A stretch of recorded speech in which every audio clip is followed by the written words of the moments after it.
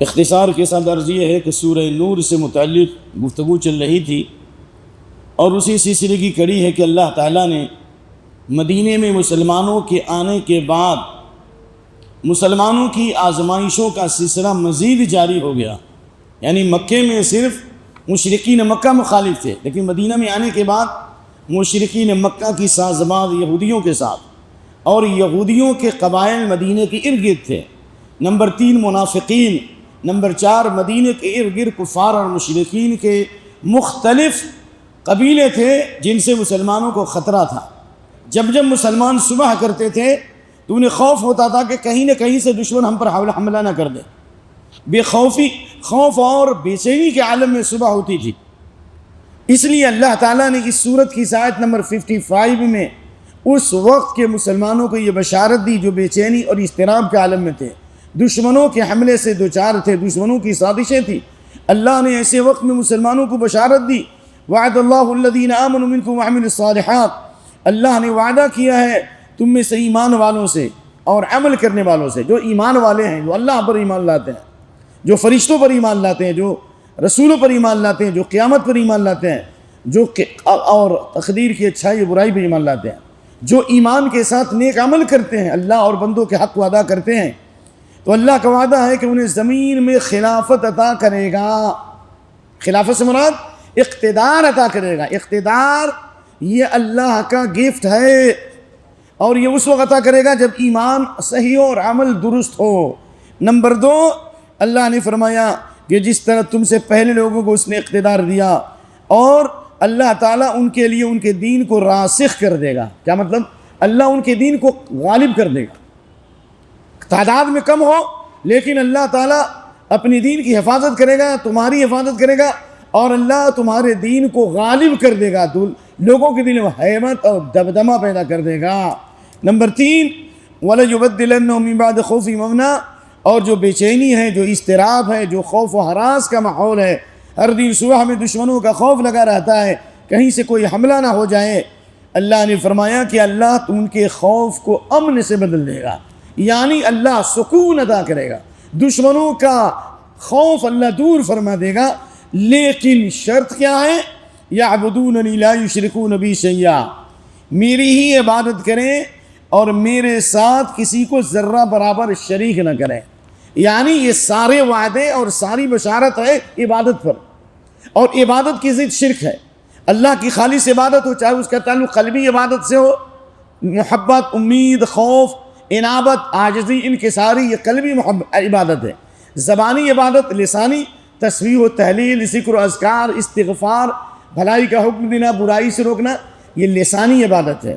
اور اعضاء جوارح کی عبادت جیسے نماز ہے، جیسے روزہ ہے، جیسے صدقہ و خیرات ہے، اور اسی میں مالی عبادت، پیسے خرچ کرنا، یہ مالی عبادت ہے۔ عبادت کی تمام قسمیں صرف اللہ کی، التحیات للہ والطیبات، التحیات قولی عبادتیں بھی اللہ کے لیے، والطیبات مالی عبادتیں بھی اللہ کے لیے، ساری عبادتیں اللہ کے لیے۔ شرک سے بچو۔ ابھی ہم اللہ کی عبادت کر رہے ہیں، تعویذ پہن رہے ہیں تو ظاہر شرک ہے۔ اللہ کی عبادت کر رہے ہیں، درگاہوں پہ جا رہے ہیں، ظاہر شرک ہے۔ ہم اللہ کی عبادت کر رہے ہیں، غیروں پر بھروسہ کر رہے ہیں، یہ بھی شرک ہے۔ اللہ کی عبادت کر رہے ہیں، غیروں سے امید رکھیں، یہ شرک۔ مکمل بھروسہ اللہ پہ ہونا چاہیے، کمپلیٹ کانفیڈنس کس پر ہو؟ اللہ پر ہو، تبھی عبادت قبول ہوگی، نہیں تو عبادت قبول نہیں ہوگی۔ تو اللہ رب العالمین نے یہ بشارت دی، وَمَنْ كَفَرَ بَعْدَ ذَلِكَ فَأُولَٰئِكَ هُمُ الْفَاسِقُونَ، اور جو اس کے بعد کفر کرے گا یہی فاسق ہے۔ کیا مطلب؟ یعنی جو اللہ کے علاوہ دوسروں کی عبادت کرے گا یہ لوگ شریعت سے باغی ہیں۔ اور اللہ نے عبادت کی قسموں میں سے 2 قسموں کا ذکر کیا، اقیم الصلاۃ وقیم الصلاۃ، نماز قائم کرو۔ ہم نماز 60 سال سے پڑھ رہے ہیں، میں نے بڑے بڑے مجمع میں کہا، اور آج بھی یہ میں آپ سے گزارش کر رہا ہوں، ایک آدمی بھی پورے مجمع میں کوئی ہے جو 1 رکعت نماز پڑھ کے مجھے بتا دے کہ اللہ اکبر کیسے کرنا چاہیے، رکوع کیسے کرنا چاہیے، سجدہ کیسے کرنا چاہیے۔ میں نے بڑے مجمع میں کہا تھا کوئی وضو کر کے بتاؤ سنت کے مطابق، ایک آدمی بھی تیار نہیں ہوا۔ ہو سکتا ہے کہ کچھ لوگوں کے اندر یہ خوبیاں ہوں گی، لیکن یہ نماز قائم کیسے ہوگی؟ ایک آدمی 60 سال نماز پڑھتا ہے، اس کی کوئی نماز قبول نہیں ہوتی، کیوں؟ حدیث سناؤ، اللہ اخلاص سے۔ عن ابی ہریرہ رضی اللہ تعالی عنہ قال قال رسول اللہ صلی اللہ علیہ وسلم ان العبد لیصلی 60 سنہ لا تقبل له صلاۃ. ایک آدمی 60 سال نماز پڑھتا ہے. جب 60 سال ہوگا بچے تو اس کا 15 سال میں تو بالغ ہوتا ہے. اب 15 سال کے بعد 60 سال پڑھے گا تو اس کا مطلب کتنی عمر ہوگی؟ 85 سال. یعنی 85 ایئرس تک نماز پڑھ رہا ہے. لا صلاۃ، کوئی نماز قبول نہیں. کیوں؟ اس لیے کہ لعلہ یتم الرکوع ولا یتم السجود، ویتم الرکوع ولا یتم السجود. رکوع صحیح کرتا ہے تو سجدہ صحیح نہیں، اور سجدہ صحیح کرتا ہے تو رکوع صحیح نہیں. مثال کے طور مولانا رکھیے، ایسے یہ قوم ماننے والی نہیں. مثال کے طور یہ دیکھو، ایسے اکثر لوگوں کو دیکھتے ہیں ایسے رکوع میں ملتے ہیں. نہیں واللہ نماز قبول نہیں. کیسے ہونا چاہیے؟ آپ لوگ اعتکاف کرنے والے ہو، دیکھو یہ ہے نا، اس کو کس کا کریں گے؟ اس پر ٹیک لگائیں گے. جب اس پر ٹیک لگائیں گے تو پیٹھ کیا ہو جائے گی؟ برابر. ایسے بھی نہیں جھکنا ہے، یہ ایسے کرنا ہے. اس پر ٹیک لگائیں گے تو پیٹھ کیا ہوگی؟ برابر ہوگی. اگر آپ نے پیٹھ کو ایسے، لا تجزئ الصلاۃ من لا یقیم صلبہ فی الرکوع ولا السجود، یہ رسول اللہ کی حدیث ابو داؤد کی. جس نے رکوع اور سجدے میں ریڑھ کی ہڈی، ریڑھ کی ہڈی کیا ہے؟ یہ ریڑھ کی ہڈی اگر رکوع سجدے میں اگر ایک برابر نہیں ہوگی تو اس کی نمازیں نہیں ہوگی. ہم نے ریاض کی مسجدوں میں ابن باز کے ایک شاگرد آئے تھے، انہوں نے کہا کہ جو اس طرح، انہوں نے رکوع کر کے بتایا، سجدہ کر کے بتایا، جو اس طرح نہیں کرے گا اس کی نماز نہیں ہوگی. اکثر لوگ ایسے اٹھے رہتے ہیں، ان کو پتہ نہیں ہوتا. اور جناب سجدہ کرتے ہیں تو ایسے بچھاتے ہیں، دیکھیں اللہ آسان، ایسے بچھا دیتے ہیں، نماز نہیں قبول ہوگی. کیونکہ حدیث میں ہے کتے کی طرح مت بچھاؤ، درندے کی طرح مت بچھاؤ. اس کو اٹھا کے رکھنا ہے، اس کو اٹھا کے.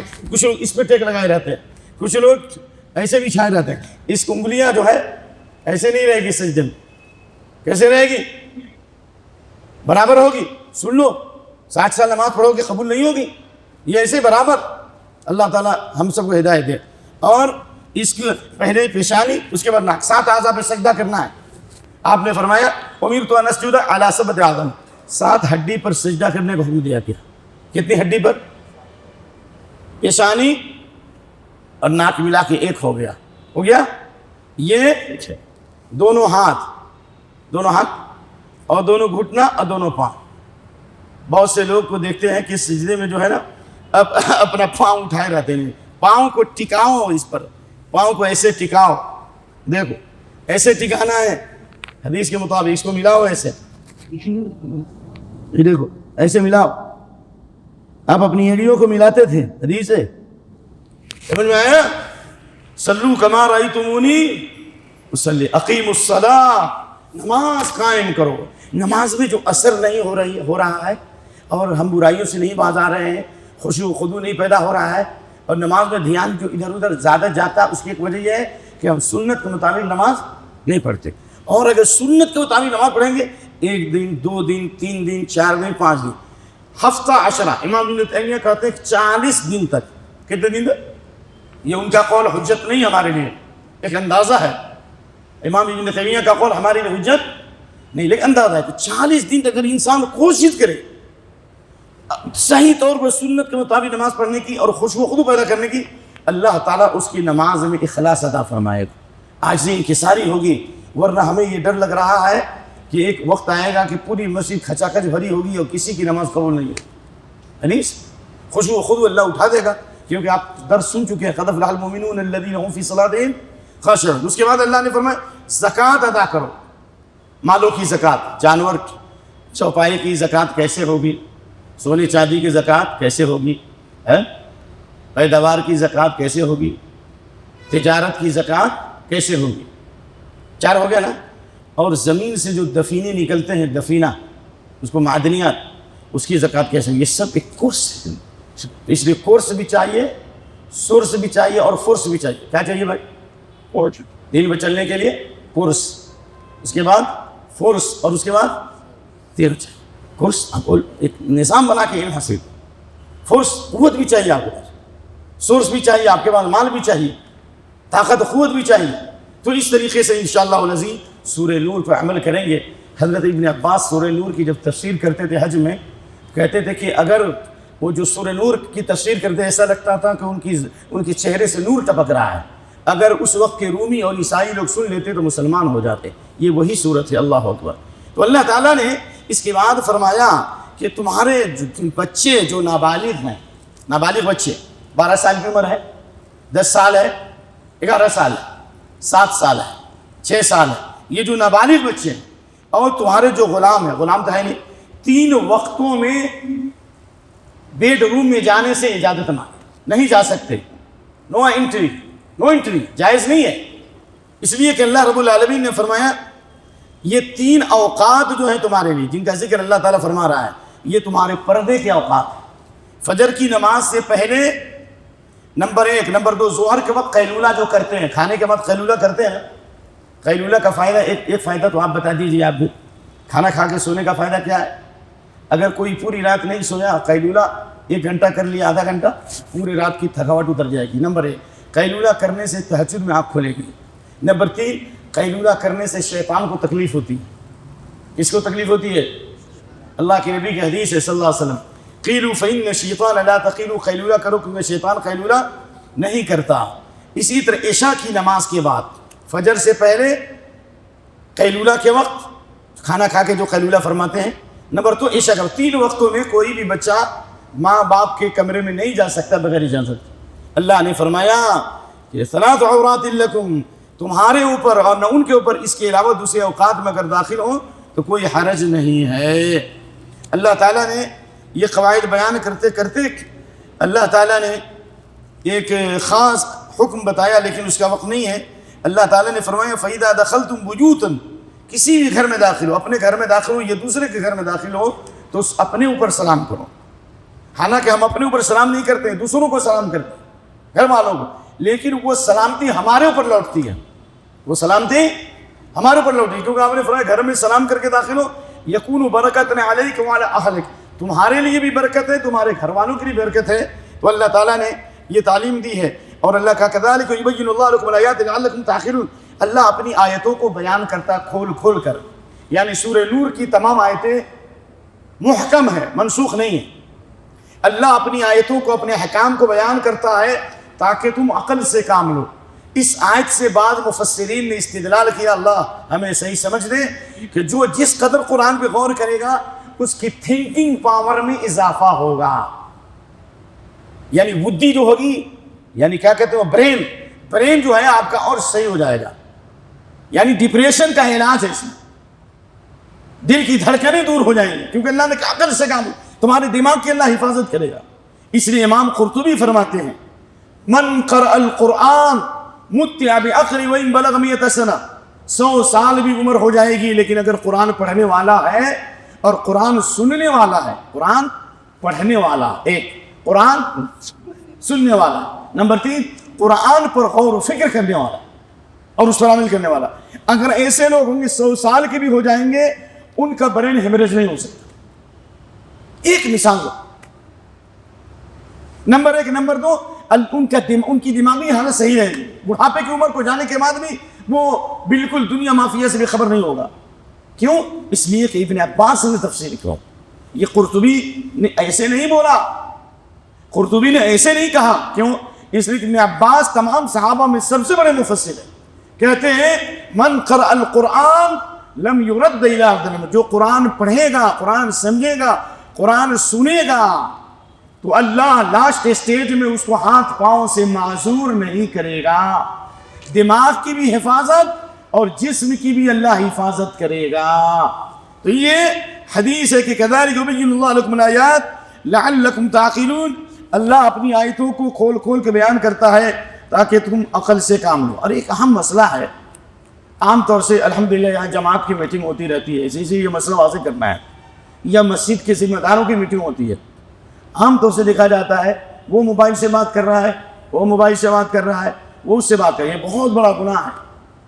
میٹنگ کے دوران گفتگو کرنا جائز نہیں، ایک، نمبر 2 میٹنگ کے دوران بغیر اجازت کے جانا یہ بھی جائز نہیں۔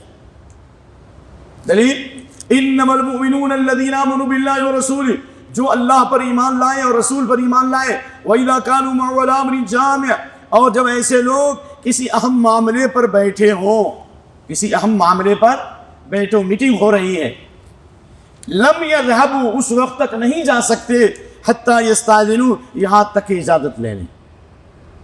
بغیر اجازت کے سڑک کے بھاگنا جائز نہیں ہے. ان الذین یستاذنونک، جو اجازت لے کے جاتے ہیں، اولئک الذین یؤمنون باللہ ورسولہ، وہی اللہ پر اس کے رسول پر ایمان لانے والے ہیں. بغیر اجازت کے بھاگنے والے یہ منافقوں کی عادت ہے. یتسللون من سڑک کے بھاگ جاتے ہیں، یہ جائز نہیں ہے. اور میٹنگ کی ہر بات امانت ہے. امام ترمذی نے باب باندھا. امام ترمذی کا نام سنا ہے آپ لوگ کی نہیں؟ ہیرو کا نام تو خوب سنے ہیں. امام ترمذی کون ہے؟ محدث ہیں، بہت بڑے حدیث کے امام ہیں. انہوں نے یہ باب باندھا، باب امانت المجالس. میٹنگ کے اندر جتنی بات ہوگی وہ ساری باتیں امانت ہے، سیکریٹ. اس کو ریلیز کرنا جائز نہیں.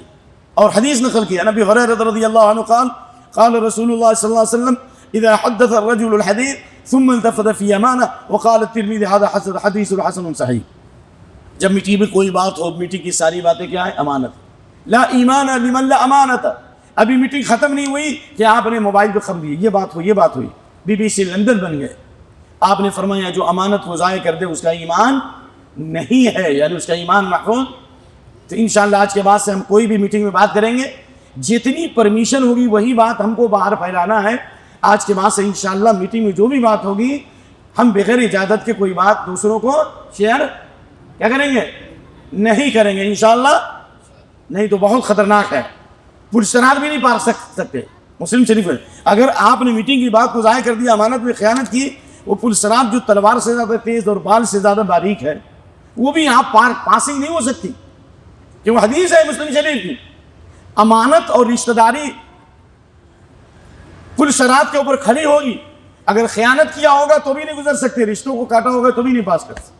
لہذا اس کا خاص خیال رکھیے. اور اللہ تعالیٰ نے فرمایا نبی کو اس طرح مت پکارو جس طرح تم ایک دوسرے کو پکارتے ہو، اے فلاں اے فلاں اے فلاں. جائز نہیں. اللہ نے کہا احترام سے پکارو. اللہ نے یا ایھا النبی کہا، یا ایھا الرسول کہا، نمبر 1. نمبر 2 یا ایھا الرسول لا تجعلوا دعاء الرسول بینکم کدعاء بعضکم بعضا.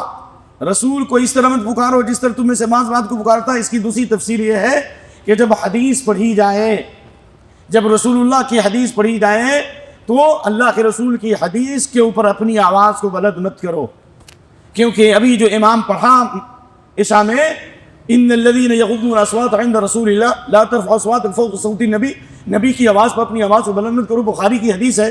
ایک مرتبہ ابو بکر عمر رضی اللہ عنہ کے درمیان کسی مسئلے میں اختلاف ہو گیا، اور وہ مسئلہ آج ابھی ہم کو بیان کرنا وہاں پر. اس مسئلے میں ابو بکر عمر رضی اللہ عنہ کی آواز تھوڑی اونچی ہو گئی. حضرت ابو بکر نے کہا عمر تم ہماری بات ایکسیپٹ نہیں کر رہے ہو، تم ہماری مخالفت چاہ رہے ہو، تم ہماری بات کاٹ رہے ہو. حضرت عمر نے کہا میں تمہاری بات نہیں کاٹ رہا ہوں، بس میری ایک رائے ہے کہ فلاں کو امیر بنائے. وہ کہہ رہے ہیں فلاں کو امیر بنائے. ان دونوں کی آوازیں بلند ہو گئی. اللہ نے آیت نازل کی اگر آئندہ سے اگر نبی کی آواز پر اپنی آواز کو بلند کیا ان تحبط اعمالکم وانتم لا تشعرون، تمہارے اعمال ضائع ہو جائیں گے اور تم کو پتہ بھی نہیں چلے گا. غور کر لیجئے. ابو بکر و عمر کو اللہ فرما رہا ہے کان الخیران ان یهلکا. بخاری کی حدیث ہے قریب تھا کہ ابو بکر و عمر ہلاک ہو جائے.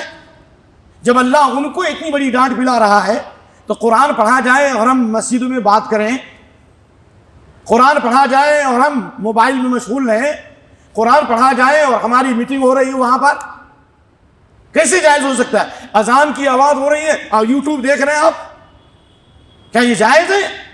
ہرگز جائز نہیں. اللہ سے ڈریے، اپنی اصلاح کیجیے. اور آگے اللہ نے فرمایا اس سورت کا خاتمہ ہوا. ذرا اس آیت کو بھی سن لیجیے. اللہ پہلے ہمیں ہدایت دے اور ہمارے ساتھ آپ تمام لوگوں کو. کہا فَلْيَحْذَرِ الَّذِينَ يُخَالِفُونَ عَنْ أَمْرِهِ، آیت نمبر 63، سیکنڈ لاسٹ آیت. جو لوگ رسول اللہ کے حکم کی مخالفت کرتے ہیں ان کو اس بات سے ڈرنا چاہیے کہ وہ فتنے کے شکار ہوں گے. یہاں فتنے سے کیا مراد ہے یہ بھی بتایا جائے گا. نمبر 1، رسول اللہ کے حکم کی مخالفت کریں گے تو انجام کیا ہوگا؟ فتنے میں مبتلا ہو جائیں گے. نمبر 1. نمبر 2، یا اللہ دردناک عذاب سے دوچار کرے گا. او بمانا واو، یعنی دنیا میں فتنہ ہوگا اور آخرت میں عذاب ہوگا. ٹھیک ہے. یہاں فتنہ سے کیا مراد ہے؟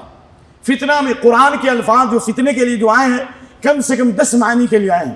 قرآن میں فتنے کا لفظ جو آیا ہے کتنے معنی کے لیے؟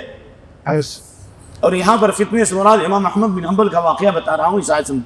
کہا کہ میں نے پورے قرآن کو دیکھا، اللہ نے 33 سے زیادہ جگہوں پر رسول اللہ کی اطاعت کا حکم دیا، اور سب سے بڑی دھمکی کی آیت یہی ہے فَلْيَحْذَرِ الَّذِينَ يُخَالِفُونَ عَنْ أَمْرِهِ أَن تُصِيبَهُمْ فِتْنَةٌ، جو رسول اللہ کے حکم کی مخالفت کرتے ہیں وہ فتنے سے جو 4 ہوں گے. کہا تدری ما الفتنہ، فتنے سے کیا مراد ہے؟ کہا فتنے سے مراد شرک. فتنے سے مراد شرک. کیسے؟ جن لوگوں نے طلاق کے مسئلے میں حدیث کی مخالفت کی. ایک مثال دے رہا ہوں. عمرانہ کیس جو کبھی ہوا تھا اس میں کھلم کھلا حدیث رسول کی مخالفت کی. شعبان کیس میں اللہ کے رسول کی حدیث کی مخالفت، اور سنت کا تحفظ بھول گئے، مسلک کا تحفظ یاد رہا، مسلک کا تحفظ یاد رہا اور سنت کا تحفظ بھول گئے، تو وہ شرک میں کیسے واقع ہوئے؟ اب آپ کو بتانا کیسے واقع ہوئے. اللہ فرماتا ہے بہت سیریس، وَإِنْ أَطَعْتُمُوهُمْ اب صاحب وَإِنْ أَطَعْتُمُوهُمْ إِنَّكُمْ لَمُشْرِكُونَ. اللہ اکبر. اگر اللہ اور اس کے رسول کی اطاعت کے مقابلے میں ان پیروں کی، ان بزرگوں کی، ان مشرکوں کی اگر تم نے اطاعت کی تم مشرک ہو. یہ نہیں کہا کہ مشرک ہو گئے. فرق آیا ہے نا؟ اس میں غور کریں گے آپ لوگ اس آیت پر، بہت غور کیجئے گا تو بہت ساری باتیں آپ کو سمجھ میں آئیں گی جو ابھی سمجھ میں نہیں آ رہی. اس میں غور کیجئے گا اور اس کو تھوڑا سا پھیلا دیجئے. تو وہ جو ترمذی کی جو حدیث ہے کہ اللہ تعالیٰ نے فرمایا اتخذوا احبارهم ورهبانهم اربابا من دون اللہ، انہوں نے اپنے عالموں اور عابدوں کو کیا بنا لیا؟ رب بنا لیا. تو حضرت عدی بن حاتم نے کہا کہ میں تو عیسائی سے مسلمان ہوا ہوں، ہم نے کبھی اپنے علماء اور عابدوں کی عبادت تو نہیں کی، رکوع سجدہ تو نہیں کیا. یہ الگ بات ہے کہ رکوع سجدہ آج کر رہے ہیں لوگ. دیکھا نا پادری کو سجدہ کرتے ہوئے، جو قادری تھا ابھی الحمدللہ اللہ اس کو ہدایت دے، سجدہ کرتے ہوئے دیکھا میں نے واللہ. قبروں پہ سجدہ کرتے ہوئے، 11 سیڑھیوں پہ سجدہ کرتے ہوئے. یعنی یہود و نصارہ اپنے عالموں اور عابدوں کے سامنے سجدہ نہیں کرتے تھے نعوذ باللہ. پھر بھی اللہ نے کہا کہ انہوں نے اپنے عالموں اور عابدوں کو رب بنا لیا. کہا کہ ہم نے رب تو نہیں بنایا، ہم نے رکوع سجدہ تو نہیں کیا. آپ نے کہا رب بنانے کا مطلب کیا ہوا؟ الشرک فی الربوبیہ، الشرک فی العبودیہ، الشرک فی الاسماء والصفات. شرک فی الربوبیہ یہ ہے الیس قد یحلون ما حرم اللہ فتحلون، جن چیزوں کو تمہارے عالموں نے حلال کیا اس کو حلال سمجھ لیا، اور جس کو حرام کیا اس کو کیا سمجھ لیا؟ حرام سمجھ لیا. فتلک عبادتہم، یہی ان کی عبادت ہے. مثال لے لیجیے، مثال سے سمجھ میں آئے گا نا کہ نہیں؟ مثال چاہیے آپ کو؟ چلیے مثال بہت خطرناک مثال ہے. وہ کیا ہے؟ اگر کسی کا شوہر غائب ہو جائے، پتہ نہ چلے کہاں ہو، تو کتنے سال انتظار کرے گی؟ احناف کے ہاں یہ 120 سال یا 90 سال. بھائی عمر ہی نہیں ہوتی، عمر ہی 60 سال. یعنی جو جتنا بڑا جھوٹا ہوتا ہے اللہ اس کا حافظہ چھین لیتا ہے. ارے اللہ کے بندے عقل سے کام نہیں لیا. اللہ کے نبی فرماتے میری امت کی 70.5 کے بیچ میں ہوگی. ظالموں، خود تو بدلتے نہیں، قرآن کو بدل دیتے ہو. 90 سال انتظار کیسے کرے گی تم؟ دوسرا کوئی قرآن نازل ہوگا کیا؟ نتیجہ ہوا کہ میں اپنے گھر کی کتاب ان کی، میں ایک دم پورے دعوے سے کہتا ہوں، کتاب ان کی، پریس ان کا، عالم ان کے. کتاب کا نام بتا رہا ہوں الحیلۃ الناجزہ، اور یہ کتاب میں پڑھا ہوں. الحیلۃ کامیاب ہیلا. مولانا اشرف علی تھانوی جو فرماتے ہیں رحمہ اللہ، کوئی حرج نہیں، اگر کسی کو غصہ آئے تو معاف کرنا بھائی، کیونکہ ان کے بھی کچھ اچھے خدمات ہیں اور ان کا معاملہ ان کے رب کے ساتھ ہے. انہوں نے یہ کتاب لکھی کہ جب سرحد کی جنگ ہوئی تھی آزادی سے پہلے، تو بہت سارے مسلم جو سپاہی تھے وہ غائب ہو گئے. ان کی بیویوں نے انتظار کیا، کافی سال ہو گئے. علماء نے فتویٰ دیا کہ تم شادی ہی نہیں کر سکتی، 90 سال انتظار کرو. ارے ظالموں، عمر ہی 60-70 کے بیچ میں ہے تو 90 سال انتظار کا کیا مطلب؟ مولانا نے لکھا ہے اس کو. کہا کہ بہت سی عورتیں مرتد ہو گئی، نعوذ باللہ. کیا ہو گئی؟ مرتد ہو گئی، کافر ہو گئی. تو مولانا نے کہا کہ فوراً ایک کتاب لکھی کامیاب ہیلا. کہا کہ ہم یہاں پر حنفیت کا دامن چھوڑ رہے ہیں اور ہم امام شافعی کا مسلک پر عمل کریں گے. ارے ظالموں، امام شافعی کا نام لیا، اس کی جگہ موطا امام مالک کی حدیث لے لیتے نا. قیامت تک جتنے مسئلے ہوں گے اس کا حل قرآن حدیث میں موجود ہے. اگر موجود نہیں ہوتا تو اللہ تعالیٰ سورہ نساء نمبر 59 میں نہیں کہتا فَإِن تَنَازَعْتُمْ فِي شَيْءٍ فَرُدُّوهُ إِلَى اللَّهِ وَالرَّسُولِ. کسی بھی مسئلے میں اختلاف ہو اسے اللہ اس کے رسول کی لوٹا دو. اس کا مطلب سارے مسئلے کا حل قیامت تک قرآن حدیث میں موجود ہے. حضرت عمر کے زمانے میں ایسا واقعہ ہوا. کیا ہوا؟ ایک شخص جو ہے غائب ہو گیا جنگ میں غائب ہو گیا, اور اس عورت نے انتظار کیا. حضرت عمر رضی اللہ عنہ نے صحابہ کو بیٹھایا, حضرت علی بھی تھے, حضرت عثمان بھی تھے, تمام صحابہ کا اتفاق ہو گیا. اس کے بعد غالباً یہ رائے جو حضرت علی نے دی تھی, لیکن حضرت عمر کی زبان سے غور سے سنو بھائی, میں باب پڑھ رہا ہوں, باب مطلب مالی کے باب عدت المرأة التي فقد زوجها. اللہ اخلاص ادا فرما, اس عورت کی عدت کا بیان جس کا شوہر کیا ہو جائے, ہاں بھائی صاحب, غائب ہو جائے. حضرت عمر نے فرمایا کہ ایما امرأة فقد زوجها, جس عورت کا شوہر غائب ہو جائے, لاپتہ ہو جائے, فلم تدر این ہوا, یہ پتہ نہیں چلا کہاں ہے وہ, تمکث 4 سنین, 4 سال انتظار کرے گی. کتنے سال؟ 4 سال. 4 سال انتظار کرنے کے بعد اس کو مردہ قرار دیا جائے گا. 4 مہینہ 10 دن عدت گزارے گی, اس کے بعد وہ دوسرے مرد سے شادی کر لے گی. چنانچہ اس عورت نے دوسرے مرد سے شادی کر لی. پھر اس کے بعد میں وہ لاپتہ شوہر آ گیا. وہ لاپتہ شوہر کیا ہو گیا؟ آ گیا. حضرت عمر نے کہا اگر تم اس کی زوجیت میں رہنا چاہتے ہو تو یہ تمہاری بیوی ہے, لیکن یہ اس صورت میں کہ یہ دوسرا شوہر طلاق دے گا, اور پھر وہ 1 مہینے کی عدت گزارے گی تاکہ یہ پتہ چلے کہ حاملہ ہے یا حاملہ نہیں ہے. تو اس نے کہا کہ نہیں, جب میرے بھائی نے شادی کر ہی لی تو اب ہم دوسری طرف رخ کر لیں گے, ہم دوسری عورت سے شادی کر لیں گے, میں اپنے اوپر ترجیح دیتا ہوں. تو یہ سارے مسائل حضرت عمر کے زمانے میں واقع ہوئے, لیکن اس کے باوجود ان ظالموں نے کس طرح شریعت کو بدلا, اور پوری دنیا میں اسلامی شریعت ننگی ہو گئی اور بدنام ہوئے, یہاں تک کہ اللہ تعالیٰ نے ہمارے اوپر دشمنوں کو مسلط کر دیا. اسی لیے اللہ کے نبی کی حدیث ہے, وَلَا عَقَّلُوا كِتَابَ اللَّهِ وَلَا سُنَّةَ نَبِيِّهِمْ إِلَّا جَعَلَ اللَّهُ بَأَسْمَيْنَهُمْ. ابن ماجہ کی صحیح حدیث, جس قوم کے علماء اور رہنما اور لیڈر اللہ کی کتاب اور نبی کو سنت کو چھوڑ دیں گے, اللہ اس قوم کو آپس میں ٹکرا دے گا. اور امام ابن کثیر رحمۃ اللہ علیہ فرماتے ہیں اس آیت کی تفسیر میں, ابن کثیر فرماتے ہیں فَلْيَحْذَرْ وَلْيَخْشَ مَنْ خَالَفَ شَرِيعَةَ اللَّهِ بَاطِنًا أَوْ ظَاهِرًا. جو رسول اللہ کی شریعت کو چھوڑتا ہے, یہود و نصارہ کی شریعت کو لے رہا ہے, اور یہ کلیسا کے دین کو اختیار کر رہا ہے, یا اسی طریقے سے یا اسی طریقے برادران وطن کے طریقے کو اختیار کر رہا ہے اسلامی شریعت کے مقابلے میں, تو اللہ تعالیٰ اس کے دل میں کفر داخل کرے گا. کیا داخل کرے گا؟ کفر یا نفاق یا بدعت. یا تو اس کے دل میں کفر کی بیماری ہوگی, یا منافقوں کی جماعت میں شامل ہو جائے گا, یا بدعتی بنے گا.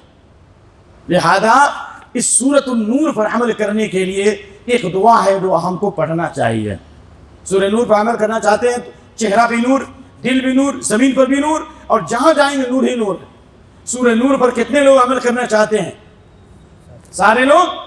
تو یہ دعا آپ کو پڑھنا پڑے گا, کم سے کم 3 بار تو ضرور پڑھو. اذان اقامت کے بیچ میں, اذان سے پہلے, سجدے میں کثرت سے پڑھیے, انشاءاللہ توفیق ہوگی. وہ دعا کیا ہے؟ ربنا لا تزغ قلوبنا بعد إذ هديتنا وهب لنا من لدنك رحمة إنك أنت الوهاب. اے ہمارے رب, ہدایت دینے کے بعد ہمارے دل میں کجی نہ دے, اور ہمیں اپنی طرف سے رحمت سے نواز, اور بے شک تو کیا کرنے والا ہے؟ بہت زیادہ عطا کرنے والا ہے. اور دوسری مثال میں یہ دینا چاہ رہا ہوں, اللہ نے کہا کہ جو مائیں اپنی بچوں کو دودھ پلانا چاہتی ہیں وہ 2 سال دودھ پلائیں گی, اور ایک بڑے امام کا فتویٰ ہے 2.5 سال. تو امام کے پیچھے چلو گے یا اللہ کی بات مانو گے؟ ایسی بے شمار مثالیں ہیں جن کے پیش کرنے کا موقع نہیں. لہذا قرآن و سنت سے جتنا قریب ہوں گے, اللہ نے اسی صورت میں کہا وَإِن تُطِيعُوهُ تَهْتَدُوا, اگر رسول اللہ کی اطاعت کرو گے ہدایت پاؤ گے, اور رسول اللہ کی ہدایت سے ہٹو گے گمراہ ہو جاؤ گے. تو اس لیے اللہ سے دعا ہے کہ اللہ پورے قرآن پر عمل کرنے کی توفیق دے. اور خاص طور سے سورہ نور کے اندر چنانچہ شیخ وصی اللہ عباس بتاتے ہیں کہ انگریزوں کا جو دور تھا اس وقت میں ہمارے باپ دادا جو ہے اس وقت مجرموں کو سزا دیتے تھے, زانیوں کو سزا دیا کرتے تھے. اللہ اکبر. اور اللہ رب العالمین نے اس کی وجہ سے ان کو عزت دی.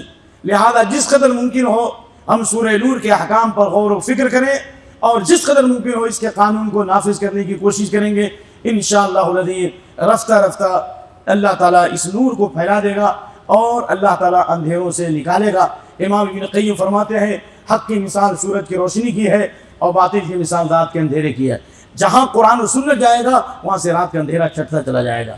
ہر آدمی کہو کہ انشاءاللہ ہم قرآن کو پڑھیں گے، سمجھیں گے اور عمل کریں گے۔ اور خاص طور سے سورہ نور کے بارے میں اپنی ماں اور بہنوں سے کہتا ہوں، خاص طور جو اعتکاف میں عورتیں ہیں ان سے میری گزارش ہے، ریکویسٹ ہے کہ حضرت عمر کی نصیحت پر عمل کرو میری ماں و بہنوں۔ کیا؟ علموا نساءکم سورۃ النور، اپنی عورتوں کو سورہ نور کی تعلیم دیا کرو، جس میں اللہ نے اخلاقیات کی، پردے کی، عفت و پاک دامنی کی، اور گھر میں کیسے داخل ہو، گھر کے کیا آداب ہیں ان کی تعلیم دی ہے۔ الحمدللہ اس اعتبار سے سورہ نور کی تفسیر کا ایک بڑا حصہ یا ایک مختصر حصہ میں نے آپ کی خدمت میں پیش کیا۔ اللہ تعالی ہمیں اللہم اجعل فی قلبی نورا، یہ بھی دعا پڑھی ہے، اللہم اجعل فی قلبی نورا، میرے دل میں روشنی ہے، فی بصری نورا، میری آنکھ میں روشنی ہے، فی لسانی نورا، میری زبان میں روشنی دے، وعن یمینی نورا، دائیں روشنی دے، وعن شمالی نورا، بائیں روشنی دے، ومن فوقی نورا، اوپر سے روشنی دے، ومن تحتی نورا، نیچے روشنی دے، واجعل لی نورا، ہمیں سراپا نور بنا دے، واجعل فی لحمی نورا، ہمارے خون میں روشنی عطا فرما، گوشت میں، ودمی، خون میں روشنی دے، گوشت میں روشنی دے، وعصمی نورا، ہمارے پٹھوں میں روشنی دے، وفی شعری نورا، بال میں روشنی دے۔ کیسی دعا ہے! اور وجعل فی قبری نورا، میرے قبر میں روشنی عطا فرما۔ یہ دعائیں اللہ کے نبی جب نماز کے لیے آتے تھے مسجد اور گھر کے بیچ میں پڑھتے ایک، اور امام ابن قیم کا تہجد کے بعد بھی پڑھتے تھے، وتر کے بعد پڑھیں گے انشاءاللہ۔ حصن المسلم میں یہ حدیث موجود ہے۔ اس لیے علم جتنا حاصل کیجیے، کوشش کیجیے عمل کرنے کی، بہت فائدہ ہوگا۔ علم زیادہ حاصل کریں، عمل نہیں کریں گے تو فائدہ کم ہوگا، نقصان زیادہ ہوگا۔ سمعنا واطعنا غفرانک ربنا وإلیک المصیر، سبحانک اللہم وبحمدک، واشہد ان لا الہ الا انت، واستغفر واتوب الیک۔ السلام علیکم ورحمۃ اللہ وبرکاتہ۔ اللہ آپ سب سے راضی ہو، دنیا آخرت کی بھلائی سے نوازے، اور اللہ ہمارے دلوں کو روشن فرمائے، ہمارے مقبول بندوں میں شامل فرمائے۔ سرزمین فلسطین کی خوب دعا کیجیے، اللہ تعالیٰ مظلوموں کی مدد فرمائے، اور اللہ تعالیٰ نے جس طرح عاد اور سمود اور فرعون پر عذاب نازل کیا، اللہ ان ظالموں پر، ان یہودیوں پر، ان امریکہ پر اور ان رافضیوں پر اللہ تعالیٰ عذاب نازل کرے۔ ہاتھی کے دانت دکھلانے کے کچھ ہوتے ہیں اور کھانے کے کچھ ہوتے ہیں، ابھی دیکھتے رہیے، بہت جلد آپ کے سامنے ظاہر ہوگا۔ وَلَتَعْلَمُنَّ نَبَأَهُ بَعْدَ حِينٍ۔ السلام علیکم ورحمۃ اللہ وبرکاتہ۔